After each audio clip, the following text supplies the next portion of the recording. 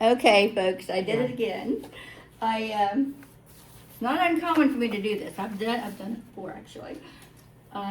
We have been sitting here doing this interview, and I pushed the wrong button. So, here we go again.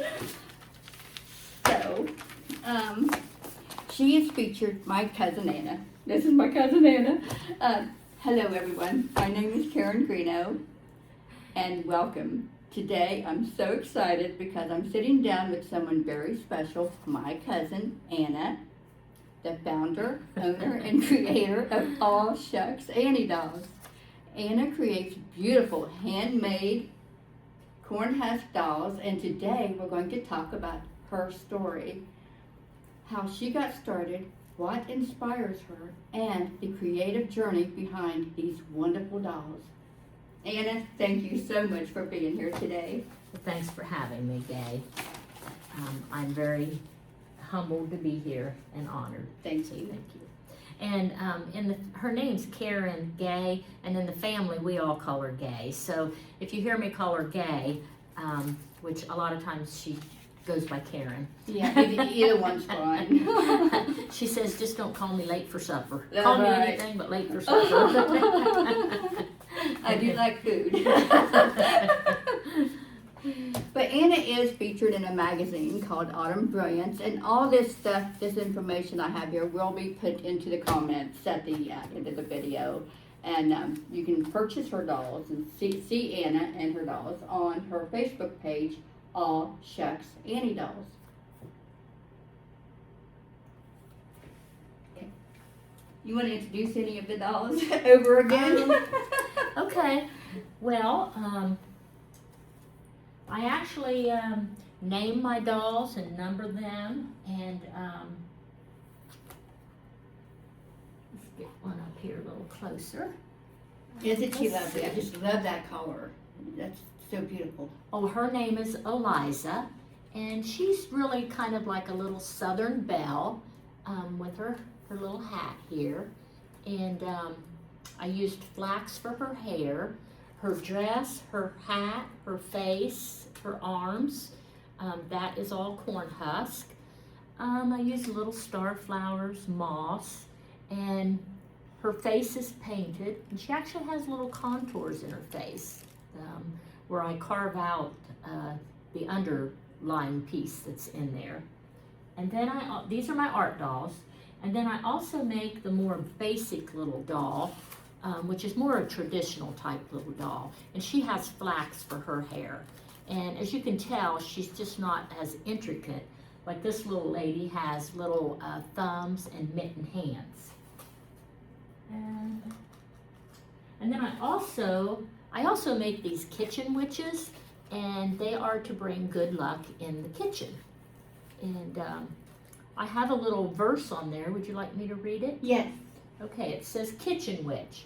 I had a little kitchen witch, the ugliest you ever seen. She washed me the dishes and kept the house clean. She went to the mill to fetch me my flour. She brought it back in less than an hour. She baked me my bread, she brewed me my ale, and sat by the fire and told many a fine tale. Mother Goose. But in the Mother Goose rhyme, it was a little hen. But I just changed it to my little kitchen witch. That is so lovely. Her specialty are the witches, Halloween witches, and they are just beautiful. I just love them. Okay, the first question is, tell everyone a little about yourself. Okay, well, I've always been the creative type, and I used to play in a bluegrass band, and I've done a little bit of quilting, sometimes a little drawing. I'm not real good at drawing, and I made a basket once from the tree up, which was quite a challenge. And I just enjoy creating. That's when I don't know, I feel good when I create. Yeah, absolutely. For those who may not know, what are corn husk dolls? Well, they're constructed from the husk of corn, and the husk is what you peel off the actual corn, ear of corn.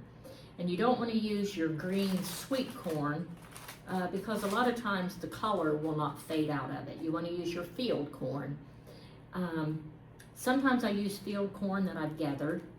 A lot of times it has bugs or mold or little holes in it from the bugs. So sometimes I buy the corn husks from the grocery store that are packaged to make tamales with, because they are already cleaned and bleached. They're actually food ready.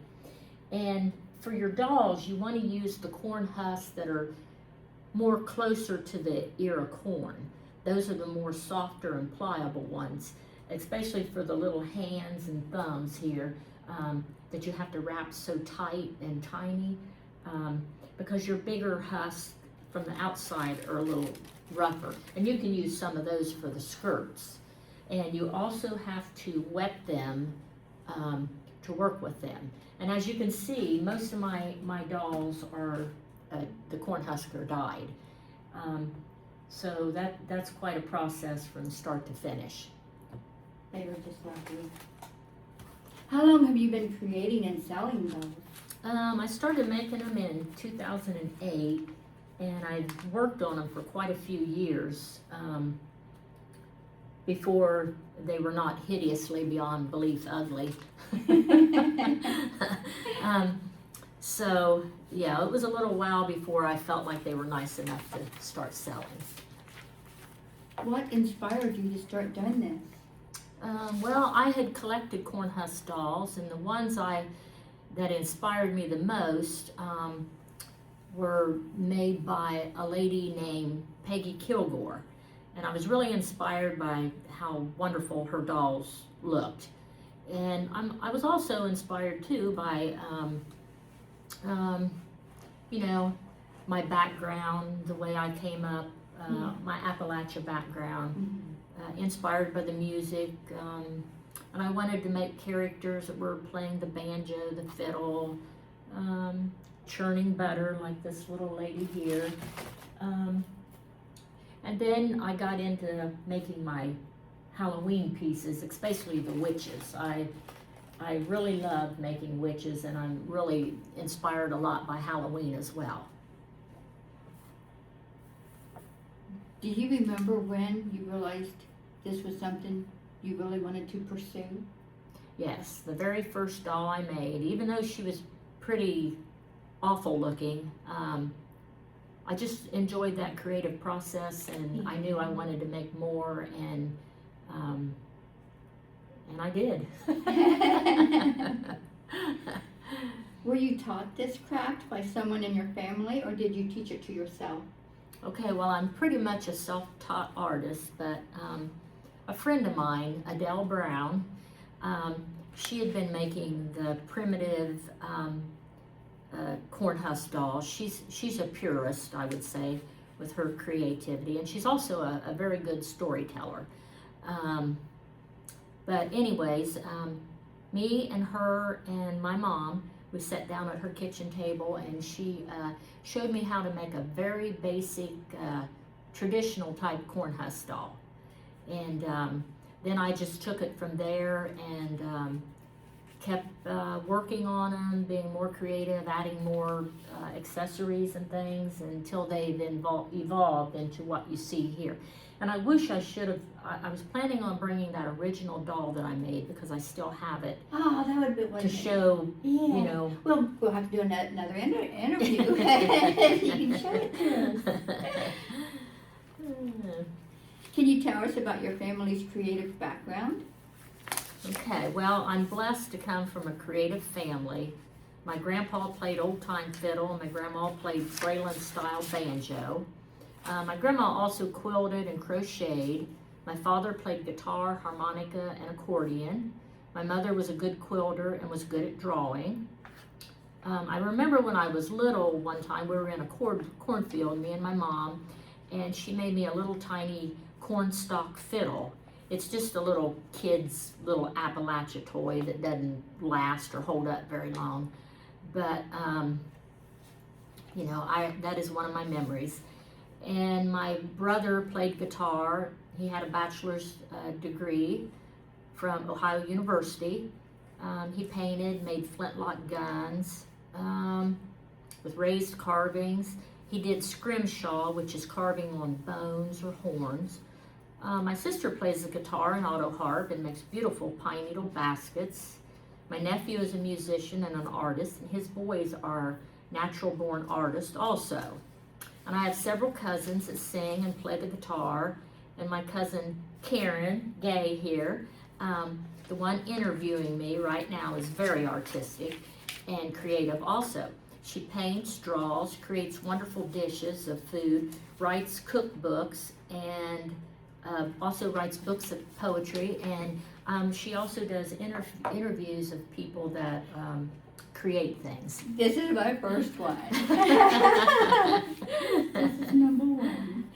What inspired the name Aw Shucks Annie Dolls? It's so charming.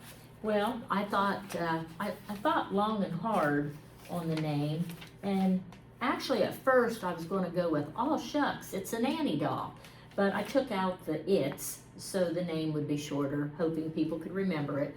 But you know, since they're made from corn shucks, I've got the word shucks in the name, and the word dolls, they are dolls, and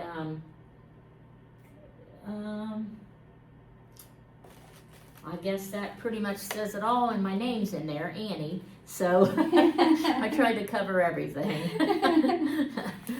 Where do you get your inspiration from? Well, let's see. Well, the inspiration really is everywhere, but sometimes you've got to look really hard to see it, and sometimes I get in a funk and I'm not feeling very inspired, but other times I just glide right along and I'm full of inspiration. There's illustrations in the old-time children's books, the old-time songs. I once made a doll called Love Letters, and she was holding a letter in one hand and the envelope in the other. And it was inspired by an old song called Today I Burned Your Old Love Letters. And it's a song about unrequited love. And I also have a love of Halloween. I just love, love, love Halloween. And I'm inspired, Halloween inspires me to make my witches. I've even got a 3-headed witch here.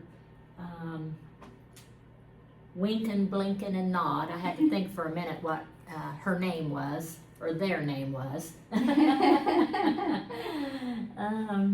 But yes, I especially like creating the Halloween-inspired dolls. Do you see corn husk dolls as part of preserving American or Appalachian tradition? Well, I hope that the old-time way of life is preserved through my art, and someday when somebody looks at my dolls, I hope they can pick one up and see the cultural significance of it. And they definitely have roots in Appalachia and Native American cultures. And I feel it's an honor and a privilege to share my Appalachian roots and heritage through the creation of my corn husk dolls. So, oh, sorry. That's all right. So I would say, I mean, it is an American tradition, but it's rooted more in Appalachia and the Ozark Mountains, and yeah. Yeah, we have family from the Appalachian Mountains from Kentucky, eastern Kentucky. Yes, yes. And the word Appalachia, typically if you're from Appalachia, you pronounce it Appalachia, but it's gotten to where it's pronounced Appalachia as well. Yeah. A lot of people pronounce it Appalachia. But, yeah, I think the correct pronunciation, the way they pronounce it, is Appalachia. The way Appalachia. Appalachia. Kind of like, I've got an apple here, and I'm going to throw an Appalachia.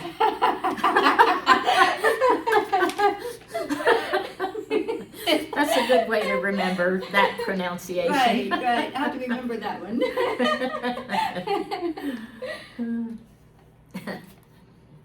Can you walk us through the process from start to finish? Okay. Well,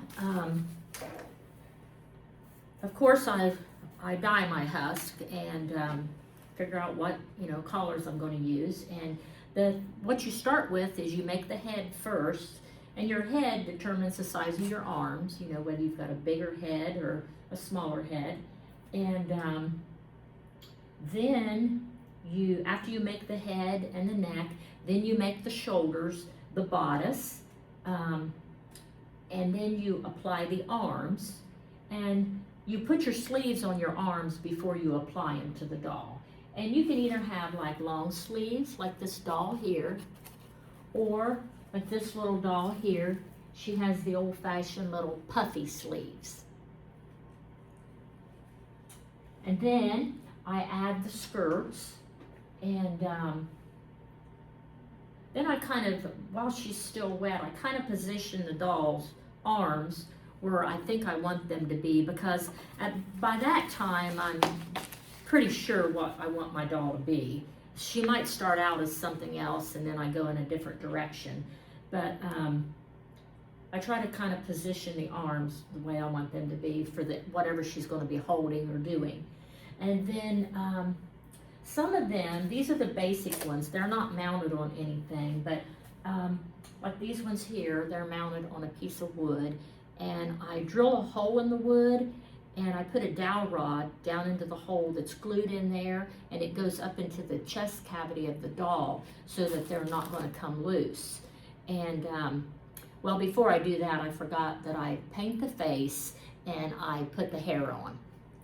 So that's pretty much the process. They're such lovely dolls. Do you dry your own corn husks or get them from somewhere, and do you grow your own corn? Okay, well, no, I don't grow my own corn, but if I had property, I probably would grow my own corn. And I don't use the sweet corn. I use the field corn. And what else was in that question? Do you dry your own corn husks or get them from somewhere? Oh, well, honestly, once you, sometimes I buy the ones that are packaged for tamales, but if I get them out of the field, the field corn, you get it in the fall when the corn is already dried out and lost its color. What materials do you use besides corn husks? Okay, well, I try to keep them as natural as I can. I like to use natural elements when I can. Their arms do have pipe cleaners in them, and I do make dolls that have little legs. I just don't have any anymore. Little legs and sometimes little Mary Jane shoes, and I can send you some pictures of those, Gay. Okay. And I use those pipe cleaners in the legs. Well, the flax and wool and corn silk, and sometimes hemp for the hair. And like on this little girl, she's got a acorn cap from an acorn for the bottom of her basket, and I've used navy beans that have been painted for her eggs, and she's hunting Easter eggs. How long does it take to make one doll? Well, it can take anywhere from maybe about 2 hours or so to make a doll like this, and it takes a little longer to let them dry because, like, I set her, to shape her skirt, I set her on top of like a plastic cup. Yeah. And tie a string around her bottom. And but I can make a basic doll like this in about 2 hours. The more advanced dolls, like this one here. Oh, I love that one. I don't know, I didn't time myself, so I don't know how long it took me to make her, but she's actually got a spell book, and this is a gourd that I've used for her cauldron, and she's got a twin-engine broom, since she's got 2 heads, and her faces are painted. She's got the little thumbs and mitten hands. So one like this, depending on how big of a scene you want to make or what all you want to add to it, I mean, I suppose you could probably spend up to 500 hours if you wanted to make a grand, enormous piece. Yeah, that one is very nice. I like that. And I'm wanting to, I'm wanting to someday make a scene of a still where some mountaineers are making their moonshine, and you know, with the copper coil and the sour mash whiskey barrel and some workers and so something like that. I'm sure it's going to take me quite a while to do. So it's really hard to say. Just depends on how fancy you want them. Right, absolutely. How do you decide on each doll's style or personality? Well, I usually have an idea in mind when I sit down to make a doll. But sometimes it'll kind of go in a different direction, and I think, well, I'll just make this doll instead of the one that I started out with. But a lot of times, once I add the skirt, and then I start gearing more toward what it is specifically I'm making. But when you add the hair and the facial features, like this witch here, she couldn't afford dental care, as you can see.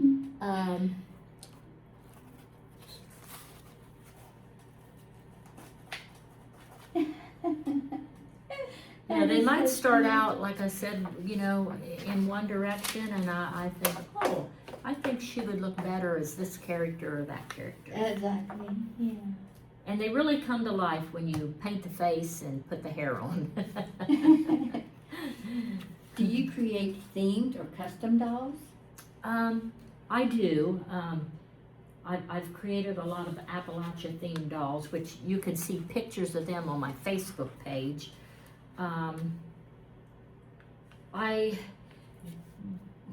Like right now I'm working on a doll for the Daughters of the American Revolution, and it is a Betsy Ross doll. But generally speaking, I don't like to do custom work because then I feel like it's work and it's a job. And I like to make what I like to make. Yeah, you like to be in a flow. Yes, yeah. Tell us about your Halloween specialty dolls. Okay, well, like I commented earlier, I like making my witches. They are my featured dolls, my specialty dolls. Here's a close-up of one of my little dolls. And her name happens to be Helena. And let me see, did I have this one up here or not?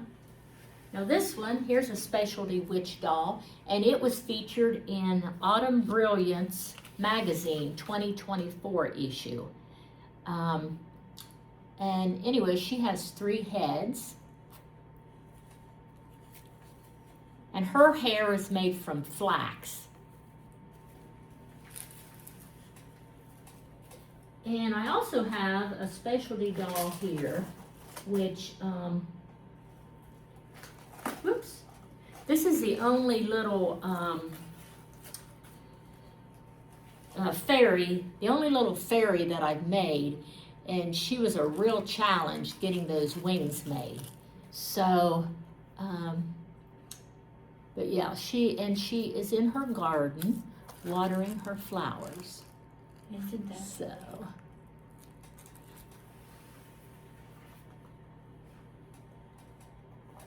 what are your favorite dolls to create? I would say my witches. Do you like to experiment with new ideas or designs? Well, yes. I have a list of about 50 dolls that I want to make, and when I get a thought, I try to write it down as soon as I can, because if I don't, then I forget. But I'm wanting to make some vampire dolls, and for the lady vampires, I want to make them look like they're Victorian, with the old-fashioned Victorian dresses that had the bustle on the butt. I think those would be really nice. And I think it's going to be a job, because corn husks are kind of hard to control and work with. So I don't know how hard it's going to be to make the intricate bustles and the ruffles and things. And of course, by putting all that extra work into that type of doll, I'll have to ask more for it as well. What do these dolls mean to you personally? Well, I put so much of my energy, love, and passion into my dolls that I'm connected to them long after they're gone. And it always grieves me to see them go, but I'm also happy when they are adopted and find their new home. And I believe my essence will stay in my dolls forever. I'm just really connected to my dolls personally. Yes, that's it. How do you hope people feel when they see or buy one? Well, I hope it sparks a good old memory in someone when they, see my dolls. Maybe they'll remember a grandmother or a great aunt that used to make these dolls, because it's a dying art and there's not a lot of people that make corn husk dolls. Some people have never even heard of them. But with the internet, with Instagram and Facebook, there are a few other artists out there that make them, but they're kind of scarce. But yeah, I hope they spark a memory or make a person feel good when they see my dolls. Do you give the dolls names or stories? Yes, I give them names, and I also date and number my dolls. I'm not good at writing stories. My cousin Gay here is the storyteller, the story writer. I'm not good at writing stories, so I let my dolls tell their own story by what they make the person feel that's looking at them. And I just think, sometimes when people look at them, they might get a feeling or an emotion, and they can put their own stories with the dolls. What has been the most memorable reaction someone has had to one of your dolls? Okay, well, I can't really nail it down to one specific reaction, but most people, well, almost everybody that I tell them I make corn husk dolls, they're like, oh, okay. But then when I show them pictures of my dolls, they're like, oh, wow, I've never seen corn husk dolls that creative. So, I've had that happen one time when I was telling somebody about your dolls. Yeah. They're like, yeah, okay. And then I brought up your page and showed them your dolls. They was like, wow, because these are really fabulous. Yeah, well, when I started getting into making my corn husk dolls, I wanted to take them to a higher level, because so many of the corn husk dolls you see are, they're basically like this, the basic doll. And a lot of people will learn to make the basic doll, and then they just make more and more of the basic doll with different accessories, but they don't improve on the doll. And I just wanted mine to be as exceptional and as good as I could possibly make them. And they are. They really are. How do you keep your creativity flowing?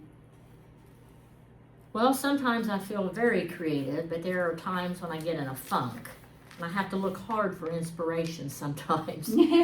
But a lot of times, I may not feel that creative, but I just get my dolls out and I start working on them. And as I'm sitting there working on them, I start feeling creative. Mm-hmm. So just being in the process will keep me going. Right. Yeah. Do you listen to music while you're creating? No, I know a lot of artists do listen to music when they're creating, but I used to play in a bluegrass band. I play guitar, and I come from a musical family, and if I listen to music, I tend to gravitate toward the music, and I might listen to a fancy guitar lick or banjo lick or something, and I'm starting to think about the music and not focusing on my dolls. So no, I can't listen to music. I have to have it quiet and peaceful. What do you yourself enjoy collecting? Well, I enjoy collecting corn husk dolls, especially Peggy Kilgore. She is just a phenomenal corn husk doll artist, and I think she died back in 2005, but she literally made thousands of dolls. And I also like to collect Halloween art that's created by other artists. I don't like Halloween stuff that you would buy at Walmart, or, to me that's not art. I like stuff that's created by an individual that has their personality on it. Yeah. How do you yourself celebrate Halloween? Well, I start celebrating Halloween in spooky kickoff season, which is July, and I look around for a lot of upcoming Halloween events, which there are a lot of events anymore, a lot more than there used to be, and a lot of times they're early in the spring through the summer, not always in the fall. And then for actual Halloween, we go to my sister-in-law's house and pass out candy, and I always dress like a witch, and I just really enjoy the little children, coming and going, and Halloween, I just can't put my finger on it, but it's just such a special time for me. Where can people find or purchase your dolls? Well, I usually set up at 2 or 3 shows a year. I set up at the Lily Fest in Rockbridge, Ohio with my sister. And sometimes we do the Jack Pine Glass Pumpkin Festival, and that's in Lauraville. And I believe that's in September. The Lily Fest is in July. And I sell my dolls at a couple shops in Logan, Ohio, which is nestled in the Hocking Hills region. Homegrown on Main, Full Moon in the Crow, and the Washboard Company. Those 3 places I sell my dolls, and I plan to possibly start selling my dolls on Etsy. But it seems that I can just barely get enough inventory to do the shows to keep, because they sell so well at the shows. Yes. So I'm sure that's they do. why at this point I'm not selling on Etsy. But if I can get to where I can create a lot more dolls, I'm going to look into that. Yeah. Have your dolls ever been featured anywhere? Yes, I'm very proud to say my dolls were featured in Autumn Brilliance magazine 2024. And let's see, I got a picture here.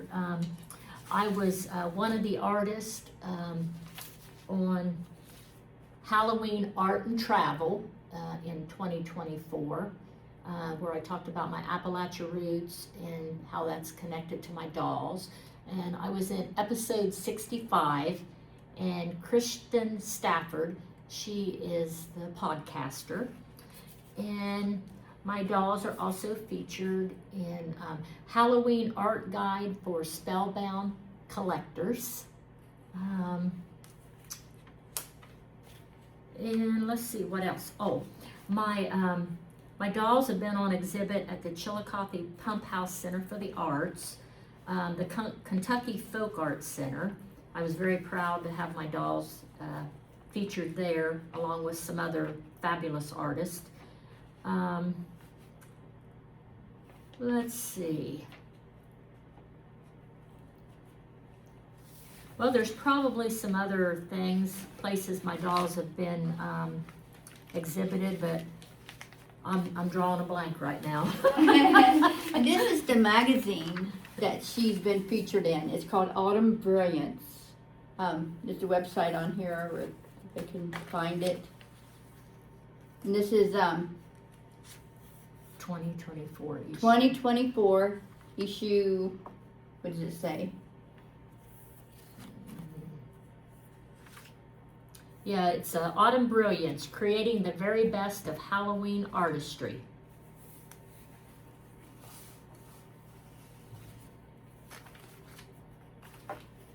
How do you promote your work? Well, I just post my work on on Facebook mainly. Sometimes I post it on Instagram. But yeah, that's pretty much how I promote it, and word of mouth. Oh yeah. What are some of the biggest challenges of making these dolls? Well, I would have to say the biggest challenge is corn husks are hard to control. You know, they've got, well, they have veins in them. This is the back. You can see the veins better in the back. And this, the front side, is what I like to have exposed on my dolls. It looks better. But if you don't, if you're not bending your corn husk in the direction of the veins, a lot of times they will tear apart, even if you're going in the right direction. And like the dolls with the little puffy sleeves here, those are actually put on wrong side out, and then you have to turn them back. And a lot of times they will split and tear on them veins, especially if I use too hard of a husk or even too soft of a husk. They will tear easily. And another challenge is getting my dolls proportion right. I still sometimes make dolls that the arms I feel are too long. And I usually will put something in their arms to kind of cover the fact that their arm was a little extra long. But then again, you know, people, some of us have long arms, some have short arms. Some of us have long necks, some have short necks, so it's not so awful, I guess, if they're not proportioned the way I think they should be. Are there any challenges that you might want to tell us about that when you first started making the dolls?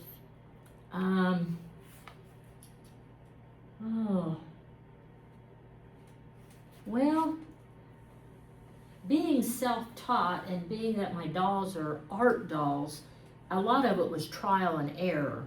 I had to really teach myself how to do a lot of things. And I guess I would say, even when I first started out, the biggest challenge was proportion, getting them, you know. That makes sense. Yeah. Did you teach others how to make these dolls? Yes, I've taught quite a few classes at Homegrown on Main in Logan, Ohio, and then I've also taught a couple classes at the Pickaway County Library in Circleville. I like to teach, but I don't like to teach much more than 7 people at a time, because some people have a natural ability and they can pick things up and they'll just move right along. And then you have other people that have trouble getting over their little bumps and humps, and I've got to stop and work with them. So I'd rather have the smaller classes because I can work more one-on-one with them. How should people take care of them? Well, first of all, although they're called dolls, they're not toys, so you wouldn't want to give one to a child. But if you keep them out of direct sunlight, because sunlight can cause them to fade, but if you keep them out of direct sunlight and occasionally dust them with a makeup brush and minimal handling, they should last forever, really. I guess there's some that are in museums that have been made by the Native Americans over 100 years old. So, yeah. What advice would you give someone who wants to start making dolls or doing something creative? Well, I think first of all, you have to have the passion and drive to want to do that. Not because you want to make money and you want to sell a bunch of dolls. I mean, even if I didn't sell any of mine, I would still continue making them and just give them away to friends and family because I enjoy it. I have that passion. But you want to find something that either nobody's doing or not a lot of people are doing, and try to do it a little better. Put your own spin on it, your own technique, and don't copy other artists. It's not good. I mean, you can be inspired by other artists because that's how we learn. you know, you admire somebody else's work, and early on, a lot of times that's how you learn, is you have to look at their work to see how it's done. But once you learn that, create your own style and your own technique, so that you're not stealing somebody else's style and design. And just do it differently, and do it to the very best of your ability. Do you remember the very first doll you ever made? Yes, I do remember it, and I still have it. I think we might have talked about it a little bit earlier, and I get it out every once in a while and look at it, and I think, boy, I've come a long way. Yes, you have.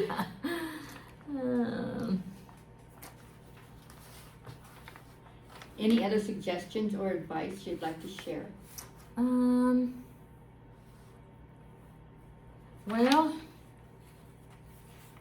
I would like to share that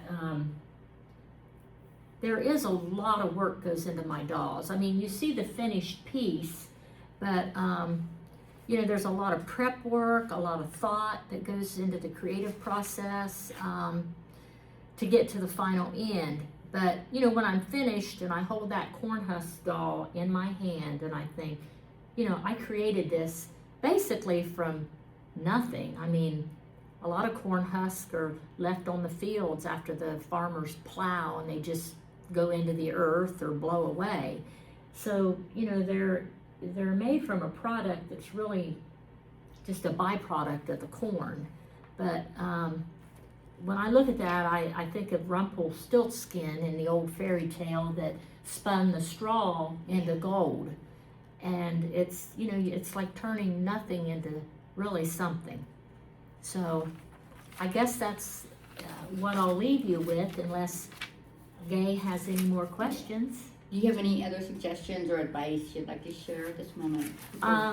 Well, depending on like whatever art you want to follow, whether it's playing an instrument or drawing or sculpting or whatever, some art supplies can be very, very expensive, especially the good quality. So when you start out, as far as maybe painting or sculpting or something like that, you might want to, while you're learning, you might want to use the less expensive paints and things, but you might want to look at what you get into, because like maybe playing a guitar or something, some guitars are thousands of dollars if you want to play the better instruments. Right. So, you know, you might want to look into the cost factor and time. You know, a lot of stuff takes a lot of time, and you'll need that time. There's a lot of people that, you know, they don't really pursue their art until after they retire from their job. Yeah, You know, because they simply, with kids and a job, they simply just don't have the time. right. So, If there is one thing that you would like for people to remember from this conversation, what would it be? Well,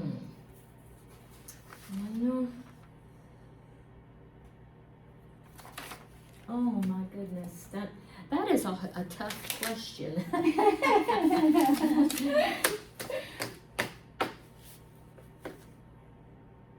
Well, I guess I would like people to remember that, you know, I am carrying on a tradition that has really been around for hundreds of years.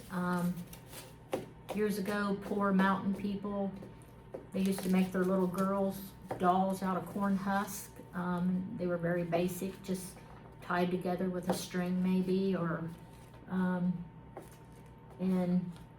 you know, I have those Appalachian roots, and it's important to me that I carry on some of the Appalachian traditions. And I play music, and I like to play the old time music. So I guess that's what I want people to remember, is how important these dolls can be. And if you would like to learn any more about Anna's beautiful dolls or purchase one of her creations, be sure to check out her Facebook page, Aw Shucks Annie Dolls, on Facebook. Anna, thank you so much for taking the time to sit down with me today and share your beautiful story and heart behind Aw Shucks Annie Dolls. I know everyone watching has enjoyed hearing about your creative journey, your inspiration, and the love that goes into each doll you make. Your work is truly special, and I'm so happy we had this opportunity to share it with everyone. Thank you again for being here today. Well, thank you, Gay. I appreciate the opportunity to have this interview, and I do apologize if there was a little air in our conversation from time to time. Sometimes I just can't think of what I want to say. And I am new at this. So. And I haven't done that many interviews either. This is the first actual face-to-face interview. But thank you very much for those kind words and giving me the opportunity to do this and to be your very first interview We've got a lot more with an artist. Thank you all so much for watching. Be sure to follow along for more interviews, creative projects, and inspiring stories coming soon. Until next time, take care and stay inspired. We love you all.